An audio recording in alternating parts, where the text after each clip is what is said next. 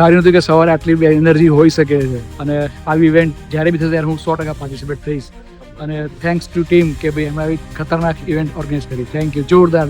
યોગ બુલબુલના ઝુંબા અને એરોબિક હોય ત્યાં કંઈ ઘટે જ નહીં અને એમાં બી સુપાત્ર દાનનો સપોર્ટ હોય તો કશું ઘટે જ નહીં ભાઈ. મજા ને મજા.